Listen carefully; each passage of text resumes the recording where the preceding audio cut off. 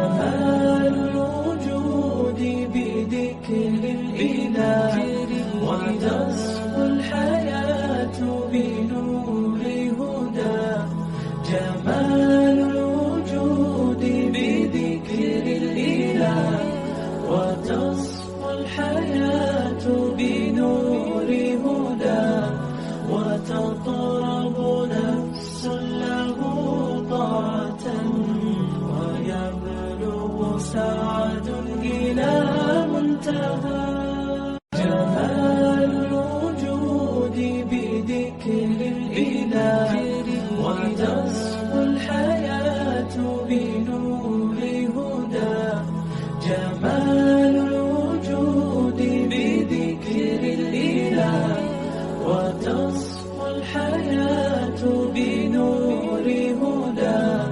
وتطرب نفس له طاعة ويبلغ سعد إلى منتهى.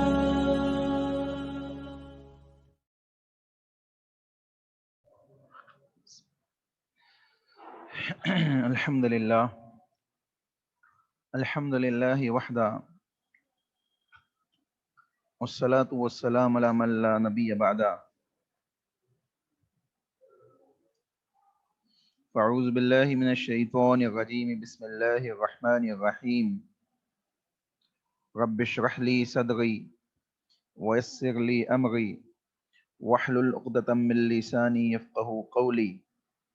ربي زدني علما ربي زدني علما ربی زدنی علما اللہم ربی زدنی علما۔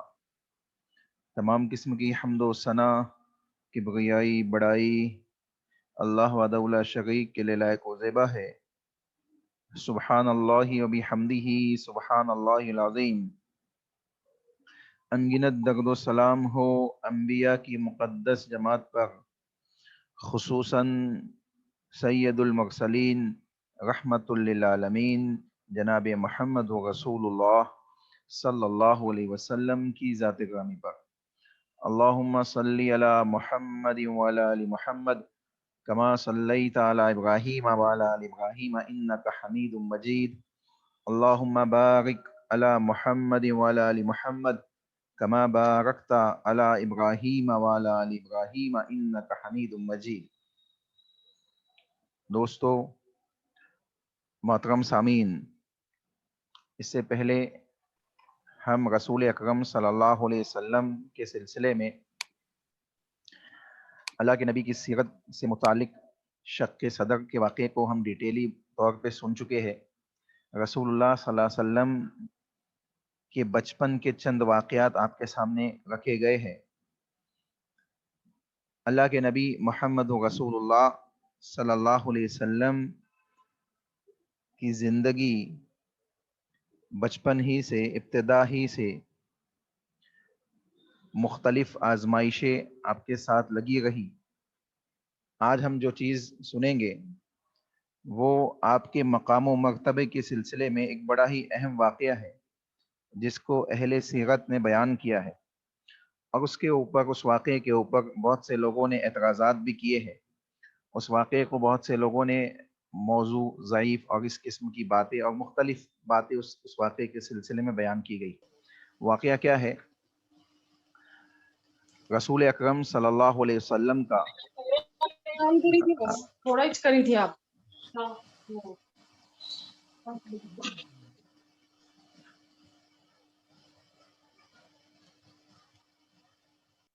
ایک منٹ۔ اللہ کے نبی صلی اللہ علیہ وسلم کا ابو طالب کے ساتھ، ابو طالب جو آپ کے چچا ہے، ابو طالب کے ساتھ سفر شام کی جانب روانہ ہونا اور بحیرہ راہب سے ملاقات ہونا، راستے میں بحیرہ نامی راہب سے ملاقات ہونا۔ انشاءاللہ اس واقعے کو ہم سنیں گے، اور اس کے آگے بھی چند واقعات ہیں رسول اکرم صلی اللہ علیہ وسلم کے سلسلے میں۔ وہ تمام چیزیں انشاءاللہ آج کی کلاس میں آپ کے سامنے رکھی جائے گی۔ پہلی چیز یہ بتائیے، آواز آ گئی ہے صاف طریقے سے سب کو؟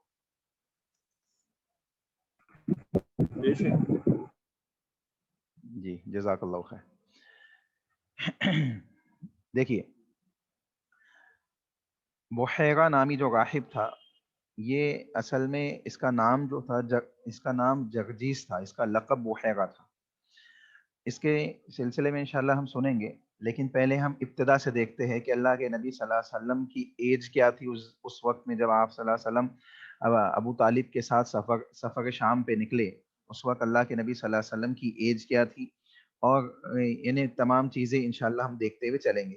تو دیکھیں، سب سے پہلی چیز رسول اکرم صلی اللہ علیہ وسلم کی ایج کے سلسلے میں اہل علم نے یہ بات بیان کی ہے کہ اللہ کے نبی صلی اللہ علیہ وسلم 12 سال 2 مہینے 10 دن کے تھے جب ابو طالب کے ساتھ قریش کے ایک تجارتی قافلے کے ساتھ رسول اکرم صلی اللہ علیہ وسلم سفر شام کی جانب نکلے۔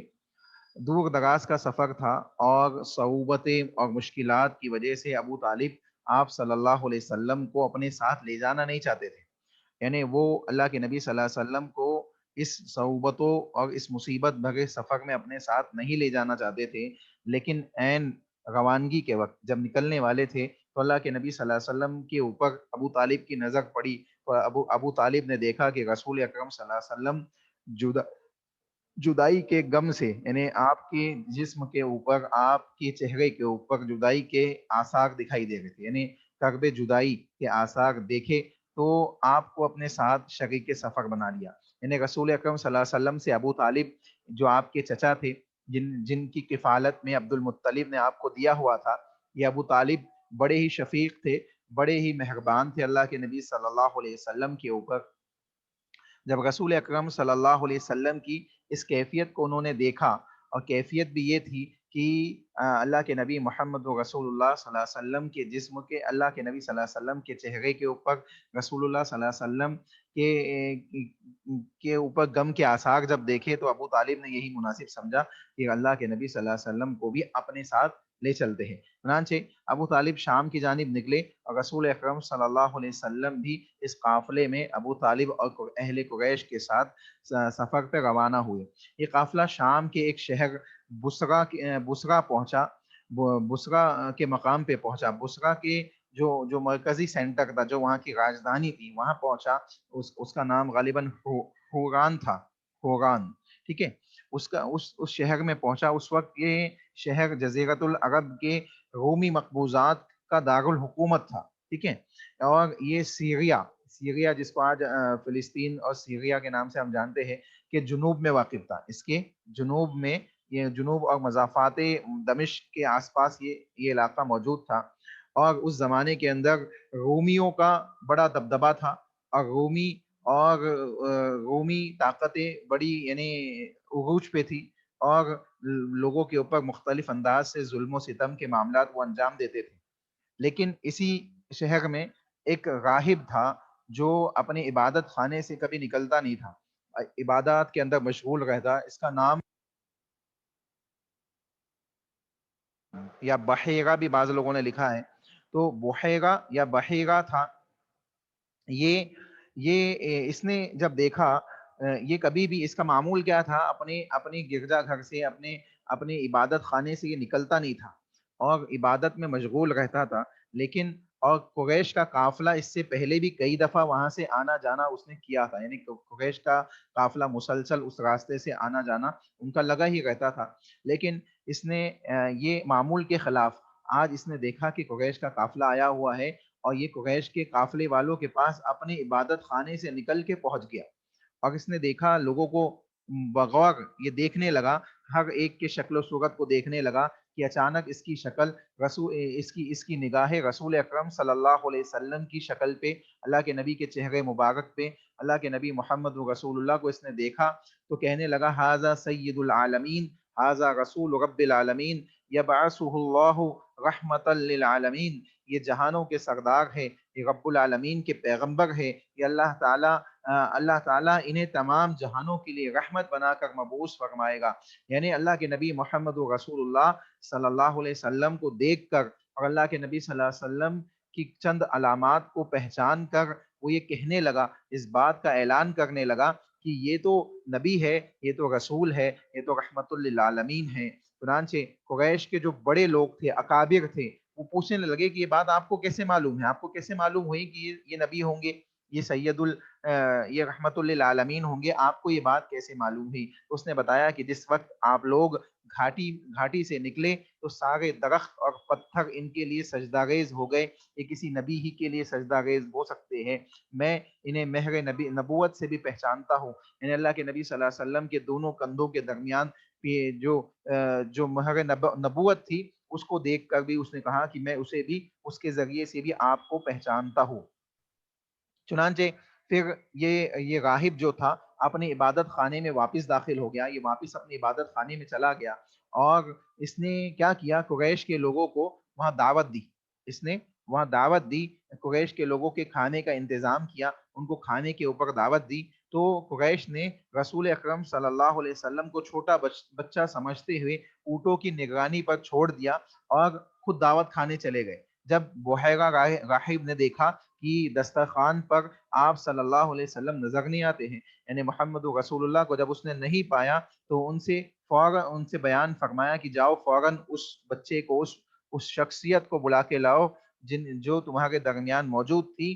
تو چنانچہ اللہ کے نبی محمد رسول اللہ صلی اللہ علیہ وسلم کو بلایا گیا اور جب آپ اپنے ننھے قدموں سے، یعنی تقریباً آپ کی ایج کیا تھی اس وقت 12 سال 2 مہینے اور 10 دن کی ایج تھی. اس وقت رسول اکرم صلی اللہ علیہ وسلم جب بحیرہ راہب کی گرجا کی جانب اس کی دعوت کے دسترخوان کے جانب بڑھنے لگے تو بیان فرماتے ہیں کہ اس وقت آپ کے اوپر ایک بادل سایہ فغن تھا. آپ کے اوپر ایک بادل سایہ فغن تھا. آپ صلی اللہ علیہ وسلم وہاں پہنچے تو دیکھا کہ لوگ آپ سے پہلے ہی درخت کے سائے کے نیچے بیٹھ چکے ہیں اور اب کوئی سایہ موجود نہیں ہے. یعنی اللہ کے نبی محمد رسول اللہ صلی اللہ علیہ وسلم نے دیکھا کہ اب کوئی سایہ موجود نہیں ہے تو آپ صلی اللہ علیہ وسلم وہاں پہنچے اور مگر آپ صلی اللہ علیہ وسلم دوسری جانب، یعنی ایک طرف آپ صلی اللہ علیہ وسلم ہو کے بیٹھ گئے. بیان فرماتے ہیں کہ آپ صلی اللہ علیہ وسلم جب بیٹھ گئے تو وہ درخت مزید جھک گیا تاکہ رسول اکرم صلی اللہ علیہ وسلم کو سایہ پہنچا سکے. اور راہب جس نے دعوت دی تھی، جو مدعو تھا، جو دعوت دینے والا شخص تھا، جنہوں نے انہیں مدعو کیا تھا، وہ کہنے لگا، وہ راہب بولا کہ دیکھو یہ درخت ان پر کس طرح اپنی چھاؤ کو نچھاور کر رہا ہے. پھر اس نے تاکید کی کہ آپ لوگ انہیں روم نہ لے جائے، یعنی شہر روم ان کو نہ لے جائے. اگر رومیوں نے انہیں دیکھ لیا تو خدشہ ہے کہ وہ انہیں ان کی علامات سے پہچان لیں گے اور اللہ کے نبی محمد رسول اللہ صلی اللہ علیہ وسلم کو کیا کریں گے، قتل کر دیں گے. یہ راہب نے یہ اندیشہ پیش کیا. ابھی یہ اندیشہ اس نے پیش ہی کیا تھا اور ابھی وہ باتیں ہی کر رہا تھا کہ اس کی نظر روم کی طرف سے آنے والے 7 آدمیوں پر پڑی. اس نے دیکھا کہ 7 آدمی ہیں جو رومی ہیں اور وہ اسی جانب آ گئے ہیں.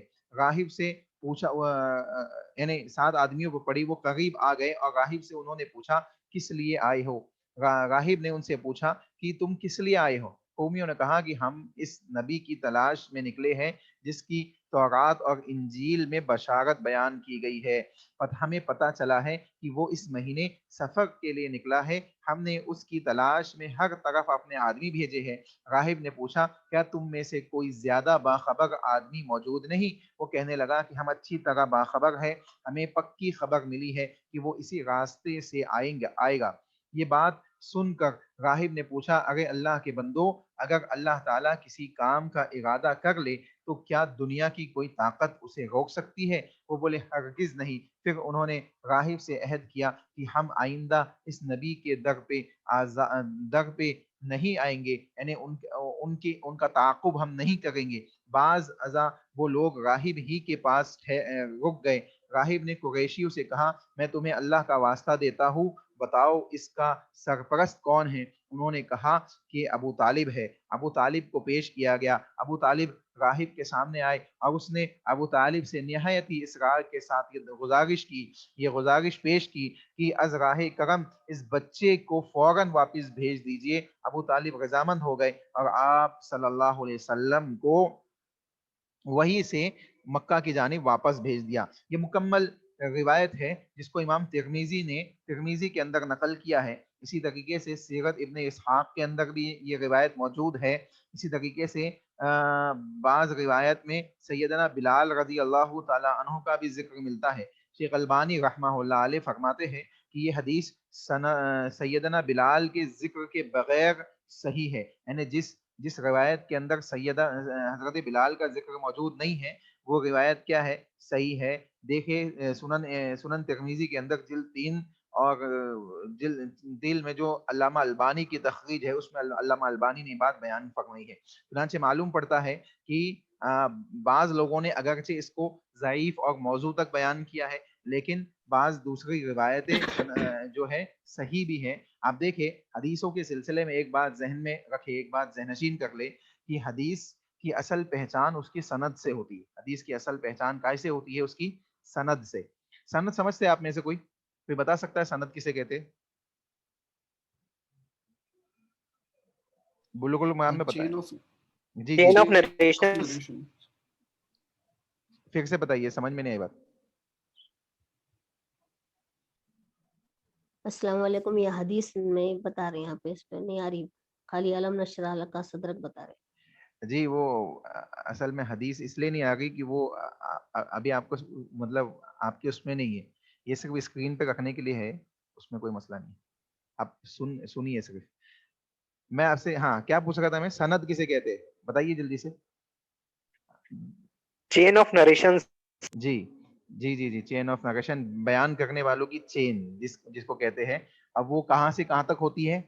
جو حدیث کے لکھنے والے ہوتے ہیں، جیسے امام بخاری رحمہ اللہ علیہ یا امام مسلم ہے، یہ محدثین ہے، یہ امام حدیثوں کو بیان کرنے والے، ٹھیک ہے۔ محدثین سے لے کر تابعین تک، یعنی صحابہ سے پہلے تک جو لوگ ہوتے ہیں وہاں تک کے یہ چین ہوتی ہے جس کو صحابہ جس کو اہل علم چیک کرتے ہیں اور چیک کرنے کے بعد حکم لگاتے ہیں کہ حدیث صحیح ہے یا ضعیف ہے یا موضوع ہے۔ صحیح اور حسن جو حدیث ہوتی ہے وہ قابل عمل ہوتی ہے، ضعیف قابل عمل نہیں ہوتی، موضوع من گھڑت حدیث ہوتی ہے، یعنی وہ حدیث ہی نہیں ہوتی۔ موضوع کسے کہتے ہیں؟ جو حدیث ہی نہیں ہوتی، وضع کی جاتی ہے، جس کو بنایا جاتا ہے، حدیث کہا جاتا ہے لیکن حدیث ہوتی نہیں ہے، وہ آپ کو کہیں نہیں ملے گی، وہ موضوعات کے اندر ملے گی جہاں پہ گڑی ہوئی حدیثوں کو جمع کیا ہے اہل علم نے۔ چنانچہ معلوم کیا پڑتا ہے کہ حدیثوں کا ایک سلسلہ ہے جس کو سند کے ذریعے پیش کیا جاتا ہے۔ اگر سند صحیح ہوگی تو حدیث صحیح ہوگی، اگر سند صحیح نہیں ہوگی تو حدیث صحیح نہیں ہوگی، ٹھیک ہے۔ یہ تو ہوئی سند کی بات۔ اب متن کسے کہتے ہیں؟ متن کہتے ہیں جہاں ہم پڑھتے ہیں کہ قال رسول اللہ صلی اللہ علیہ وسلم، یعنی اللہ کے نبی صلی اللہ علیہ وسلم نے کہا، اس کے بعد کا جو سینٹنس ہوتا ہے، اس کے بعد کا جو جملہ ہوتا ہے وہ متن ہوتا ہے، ٹھیک ہے۔ یعنی اللہ کے نبی کا قول، فعل، عمل جس کے ذریعے سے بیان کیا جاتا ہے وہ متن کہلاتا ہے۔ تو سند اگر صحیح ہوگی تو متن صحیح ہوگا، اگر سند صحیح نہیں ہوگی تو متن صحیح نہیں ہوگا، ٹھیک ہے۔ تو اصل چیز کیا ہے؟ سند۔ اگر سند صحیح ہے، بیان کرنے والوں کی اوتھینٹیکیشن ثابت ہو جائے تو حدیث صحیح ہو جاتی ہے۔ تو اسی بیسس پہ علامہ البانی رحمہ اللہ علیہ جو اس کے چیک کرنے والے عالموں میں سے ایک بڑی شخصیت ہے، اور اس قسم کے دوسرے علماء ہر زمانے کے اندر اللہ رب العالمین نے دنیا میں بھیجے ہیں تاکہ حدیثوں کی حفاظت ہوتی رہے۔ تو پتہ کیا چل رہا ہے کہ ایک حدیث جس کے اوپر اعتراضات ہیں اور بعض لوگوں نے اس کے اوپر مختلف قسم کے اعتراضات بھی کیے ہیں۔ بہرحال حدیث کے سلسلے میں ہمیں کیا معلوم پڑتا ہے کہ سنن ترمذی کے اندر علامہ البانی رحمہ اللہ علیہ نے اس کو حضرت بلال رضی اللہ تعالی عنہ کے ذکر کے بغیر صحیح قرار دیا، یعنی جس میں حضرت بلال کا ذکر موجود نہیں ہے، جو ابھی ہم نے پڑھی اس میں حضرت بلال کا ذکر موجود نہیں ہے، تو وہ حدیث کیا ہوگی؟ وہ حدیث صحیح ہوگی۔ چنانچہ معلوم پڑا کہ حضرت بلال کے ذکر کے بغیر علامہ البانی نے اس حدیث کو صحیح قرار دیا ہے۔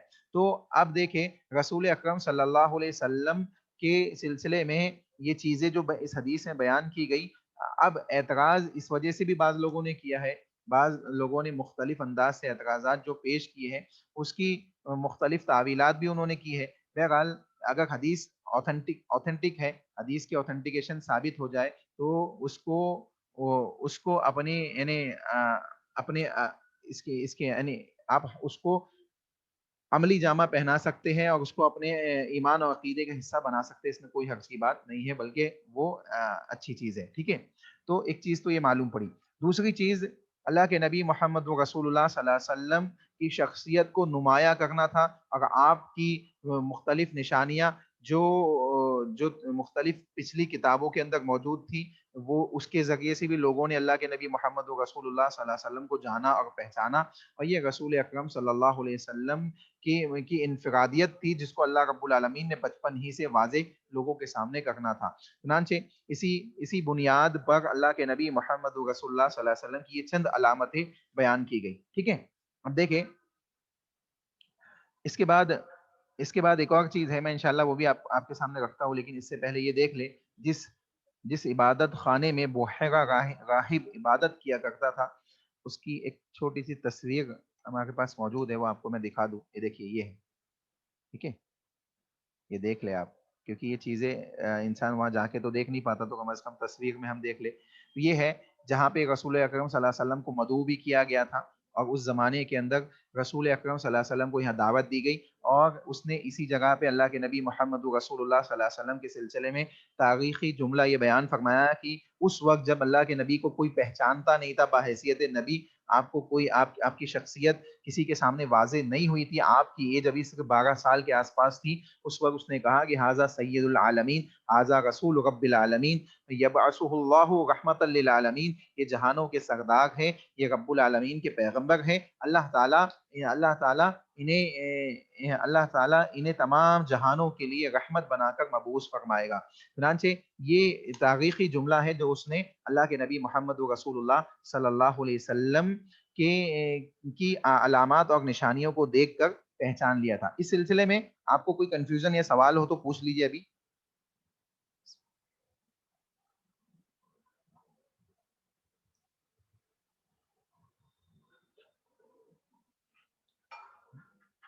جی، کسی کا کوئی سوال نہیں ہے؟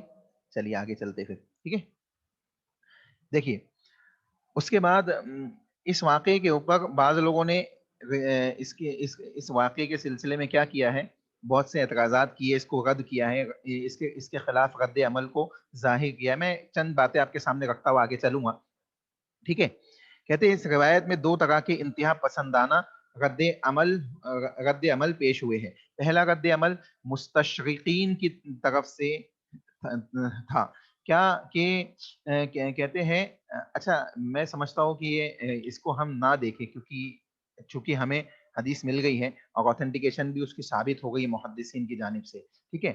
اب اس کے آگے اللہ کے نبی محمد رسول اللہ صلی اللہ علیہ وسلم کہ بچپن ہی کے زمانے میں، یعنی اللہ کے نبی صلی اللہ علیہ وسلم کی بچپن کی چند کیفیات بیان کر رہے کہ بچپن ہی سے رسول اکرم صلی اللہ علیہ وسلم کا معاملہ کیا تھا کہ آپ بت پرستی کو پسند نہیں فرماتے تھے، بت پرستی سے آپ کو شدید نفرت تھی، اور اللہ کے نبی محمد رسول اللہ صلی اللہ علیہ وسلم کی فطرت ہی میں اللہ رب العالمین نے اس چیز کو داخل فرمایا۔ اس کی چند مثالیں آپ کے سامنے رکھتے ہوئے انشاءاللہ آگے بڑھیں گے۔ تو اللہ کے نبی صلی اللہ علیہ وسلم کے سلسلے میں دیکھیں، کہتے ہیں حضرت خدیجہ رضی اللہ تعالی عنہ نے ایک بہترین حدیث بیان فرمائی ہے اللہ کے نبی صلی اللہ علیہ وسلم کے سلسلے میں، مسند احمد کی حدیث ہے۔ حضرت سیدہ خدیجہ رضی اللہ تعالی عنہ سے گفتگو فرماتے ہوئے اللہ کے نبی صلی اللہ علیہ وسلم نے ارشاد فرمایا، اللہ کے نبی صلی اللہ علیہ وسلم ارشاد فرما رہے، بیان کرنے والے کون ہیں؟ حضرت خدیجہ بن خویلد خود یعنی بیان فرما رہی ہے، حضرت خدیجہ رضی اللہ تعالیٰ عنہ ام المومنین یہ خود بیان فرما رہی ہے کہ کہتی ہے کہ مجھے خدیجہ بنت کہتی ہے کہ ایک دفعہ اس نے نبی صلی اللہ علیہ وسلم کو سیدہ خدیجہ رضی اللہ تعالیٰ عنہ گفتگو کے درمیان اللہ کے نبی صلی اللہ علیہ وسلم نے ارشاد فرمایا، واللہ لا اعبد اللات ابدا واللہ لا اعبد العزى ابدا، اللہ کی قسم میں کبھی لات کی پوجا نہیں کروں گا۔ یعنی اللہ کے نبی صلی اللہ علیہ وسلم ابھی نبوت سے پہلے رسول اکرم صلی اللہ علیہ وسلم بیان فرما گئے کہ میں کبھی بھی لات اور عزیٰ کی پوجا نہیں کروں گا۔ یعنی اللہ کے نبی صلی اللہ علیہ وسلم نبوت سے پہلے ہی آپ کا معاملہ یہ ہے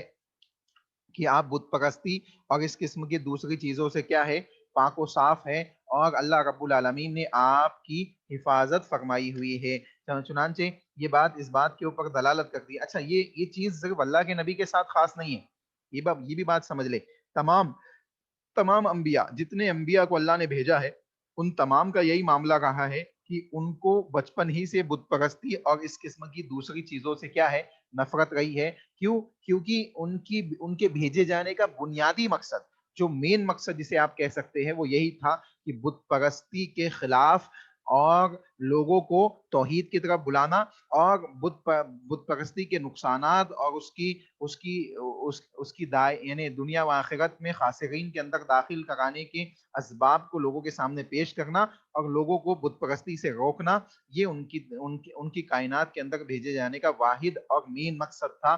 اور اس کے بعد دوسرے گناہوں سے محفوظ رکھنے کی تلقین کرنا، محفوظ رہنے کی تلقین کرنا۔ چنانچہ رسول اکرم صلی اللہ علیہ وسلم کی بتوں اور برے اخلاق سے بیزاری بچپن ہی سے تھی۔ اللہ کے نبی صلی اللہ علیہ وسلم اس سے نفرت کیا کرتے تھے۔ آئیے میں اس کی چند مثالیں اور دیتا ہوں۔ اللہ کے نبی محمد رسول اللہ صلی اللہ علیہ وسلم نے حدیث کے اندر یہ بات بھی بیان کی، صحیح بخاری کی حدیث میں ہمیں ملتا ہے کہ کل مولود یولد علی الفطرۃ فابواہ یحودانہ او ینصرانہ او یمجسانہ، کہ اللہ کے نبی نے ارشاد فرمایا کہ ہر بچہ فطرت اسلام پر پیدا ہوتا ہے، اس کے والدین ہی ہیں جو اسے یہودی، عیسائی یا مجوسی یعنی آگ پرست، یہودی یعنی جوس اور عیسائی یعنی کرسچنس، یہ تو ہم سمجھتے ہیں ماشاءاللہ، ٹھیک ہے، لیکن چونکہ اردو کے الفاظ ہے تو تھوڑی سی وضاحت طلب ہے، ٹھیک ہے۔ مجوسی یعنی آگ پرست، کہتے ہیں کہ ان کے والدین ان کو یہودی، عیسائی یا مجوسی بنا دیتے ہیں۔ یعنی بچہ فطرت اسلام پہ پیدا ہوتا ہے، فطرت سلیم اس کی کیا ہے؟ اسلام ہے۔ ناواقف حالات کے باوجود حق تک پہنچ جاتا ہے اگر اس کو کسی باطل کی جانب رہنمائی نہ کی جائے۔ یعنی اگر ایک بچے کو پیدائش کے بعد اس کے ماں باپ کسی دین کی تلقین نہ کرے تو وہ حق دین کو کیا کرے گا؟ پالے گا۔ اس کی ایک روشن مثال حضرت ابراہیم علیہ السلام کی زندگی میں ہم دیکھ سکتے ہیں۔ حضرت ابراہیم علیہ السلام کی شخصیت وہ شخصیت ہے جو تلاش کر رہی ہے حق کی۔ حضرت ابراہیم علیہ السلام ایک بت پرست شخصیت کے گھر میں پیدا ہو گئے ہیں۔ حضرت ابراہیم علیہ السلام ایسی شخصیت کے گھر میں پیدا ہو گئے ہیں جو بت پرستوں کا سردار ہے، جن کے گھروں میں بت بنتے ہیں، جن کے معاملات مکمل طریقے سے بتوں سے جڑے ہوئے ہیں، یہاں تک کہ بچپن ہی سے حضرت ابراہیم علیہ السلام کو بت بیچنے اور اس قسم کے دوسرے کاموں کے لیے ان کے والد آزر بھیج رہے ہیں۔ یہ تمام چیزیں موجود ہیں، لیکن اس کے باوجود حضرت ابراہیم علیہ السلام کی بتوں سے نفرت اور بتوں سے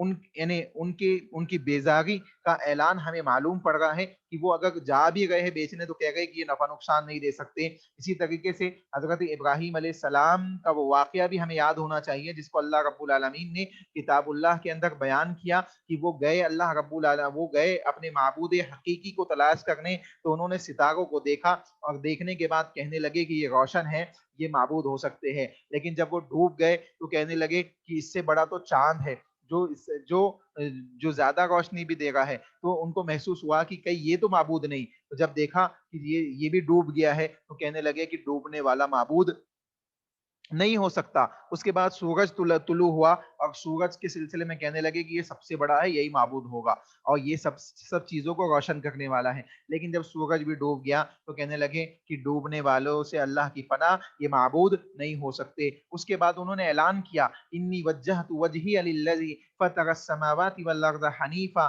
وما انا من المشرکین، اور اس بات کے اعلان کے ساتھ ابراہیم علیہ السلام نے یہ بات ظاہر کر دی کہ ابراہیم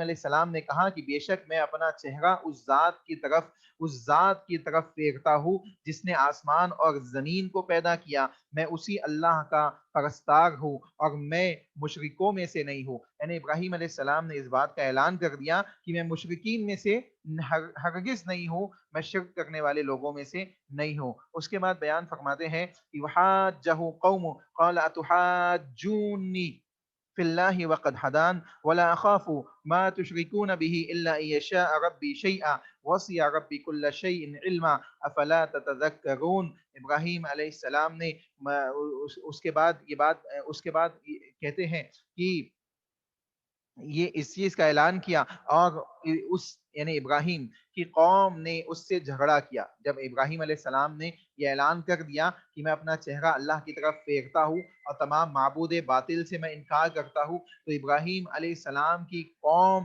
ان کے خلاف ہو گئی، ان کی دشمن ہو گئی اور قوم نے ان سے جھگڑا کیا۔ تو انہوں نے کہا کہ کیا تم مجھ سے اللہ کے بارے میں جھگڑا کرتے ہو، حالانکہ اسی نے مجھے ہدایت عطا کی ہے اور میں اس سے نہیں ڈرتا جنہیں تم اس کا شریک ٹھہراتے ہو، یعنی میں معبود باطل سے نہیں ڈرتا۔ ہاں اگر میرا رب کچھ چاہے تو وہ ضرور ہو سکتا ہے، میرے رب کا علم ہر چیز پر چھایا ہوا ہے، کیا پھر بھی تم نصیحت حاصل نہیں کرتے؟ افلا تتذکرون، کیا تم پھر بھی نصیحت حاصل نہیں کرتے؟ اس کے بعد کہتے ہیں وَكَيْفَ أَخَافُ مَا أَشْرَكْتُمْ وَلَا تَخَافُونَ أَنَّكُمْ أَشْرَكْتُمْ بِاللَّهِ مَا لَمْ يُنَزِّلْ بِهِ عَلَيْكُمْ سُلْطَانًا فَأَيُّ الْفَرِيقَيْنِ أَحَقُّ بِالْأَمْنِ إِن كُنتُمْ تَعْلَمُونَ۔ اور ابراہیم علیہ السلام دیکھیں توحید کا اعلان کس انداز سے کر رہے ہیں، اس سے پتہ چل رہا ہے کہ انبیاء علیہ السلام بچپن ہی سے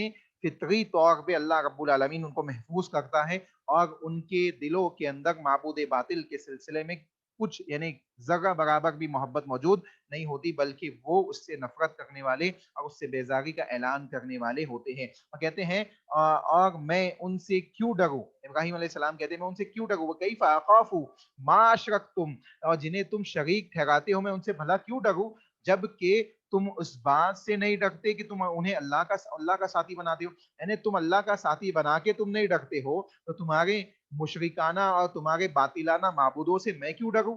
ہاں اس بات کا اعلان کرتے۔ اس کے بعد بیان فرماتے ہیں کہ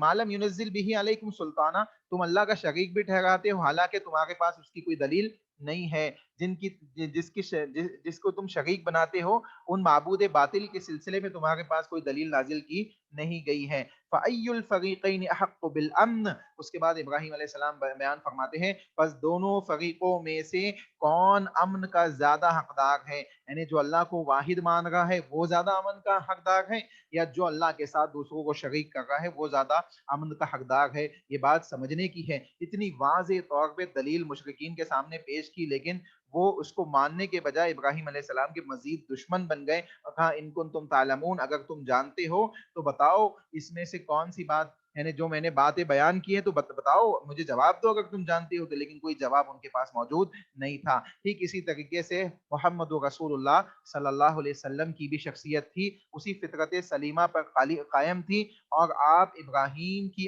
آل سے تھے، انہی کی دعا تھی کہ آپ نہ صرف ہمیشہ اللہ کے عہد پر قائم رہے بلکہ اولاد آدم کو اسی فطرت پر واپس لانے اور ان کے لیے اس پر قائم رہنے کے سب سے بڑے دائی اور مربی بنائے گئے، یعنی اللہ کے نبی محمد رسول اللہ صلی اللہ علیہ وسلم۔ قیامت تک فطرت سلیمہ کی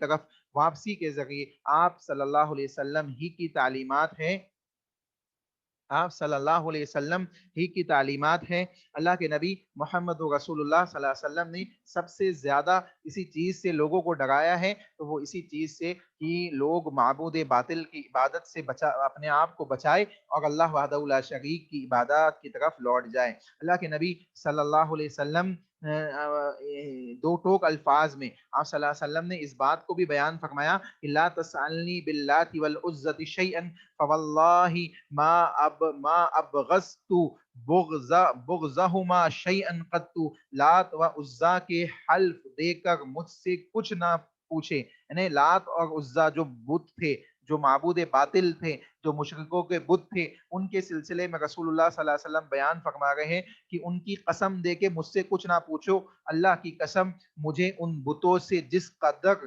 شدید بغض اور نفرت ہے اتنی کسی اور چیز سے نہیں ہے، یعنی اللہ کے نبی اپنی ذات کے سلسلے میں بیان کر رہے ہیں کہ مجھے سب سے زیادہ بغض اگر کسی چیز سے ہے تو ان معبود باطل سے ہے۔ یہ تمام باتیں اس بات کے اوپر دلالت کرتی ہے کہ رسول اکرم صلی اللہ علیہ وسلم کو اللہ رب العالمین نے محفوظ کیا ہوا تھا۔ اسی طریقے سے ایک اور چیز سنتے ہوئے چلے، ایک اور چیز آپ کے سامنے بیان فرماتا ہوں۔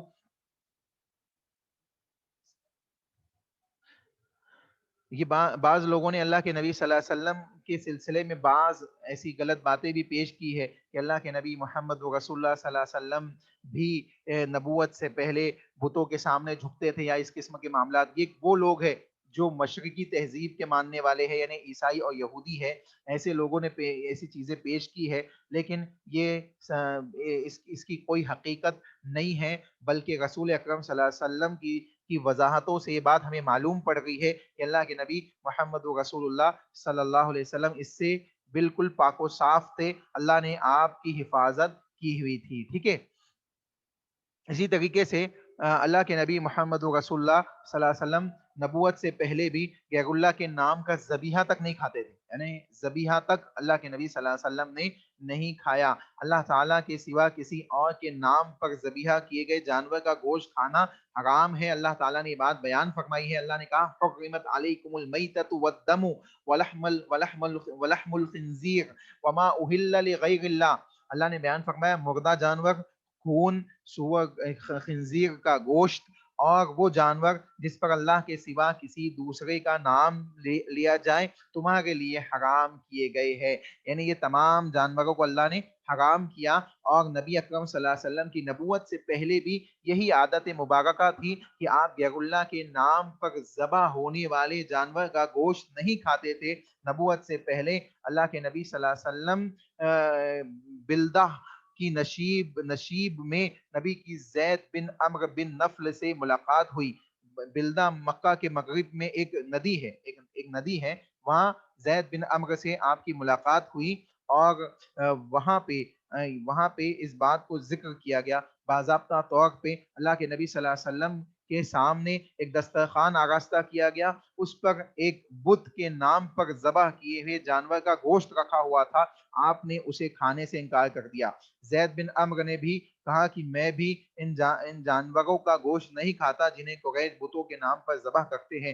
میں صرف وہی گوشت کھاتا ہوں جس پر ذبح کے وقت اللہ کا نام لیا گیا ہو. بتوں کے نام پر جانور ذبح کرنے کی وجہ سے زید بن عمرو و قریش کی مذمت کیا کرتے تھے اور وہ کہا کرتے تھے کہ بکری اللہ نے پیدا کی ہے، پھر اللہ تعالیٰ کے ہی نام سے اس کو کیا کیا جائے، ذبح کیا جائے. اسی لیے کہ بارش برسائی اور اسی نے اس کے لیے یعنی بکری کے لیے اور دوسرے جانوروں کے لیے کیا کیا ہے، سبزہ پیدا کیا ہے، پھر تم لوگ اسے غیر اللہ کے نام پر کیسے ذبح کرتے ہو. صحیح بخاری کے اندر یہ حدیث موجود ہے جو اس بات کے اوپر دلالت کرتی ہے کہ دسترخوان کے اوپر اللہ کے نبی کے سامنے غیر اللہ کے نام کا ذبیحہ پیش کیا گیا لیکن رسول اللہ صلی اللہ علیہ وسلم نے اسے نہیں کھایا. اسی طریقے سے جھوٹ بولنے سے اجتناب کرنا.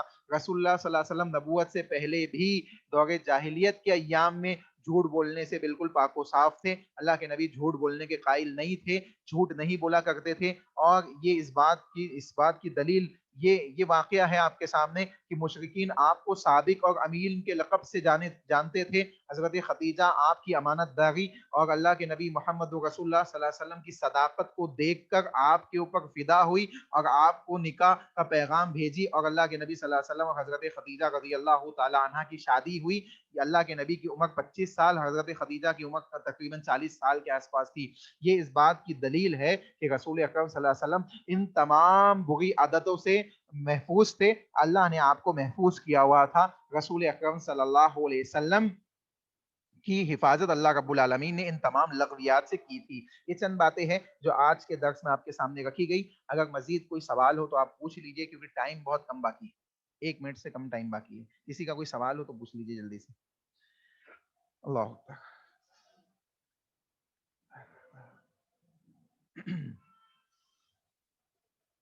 جلدی سے پوچھیے اگر کچھ پوچھنا ہو تو.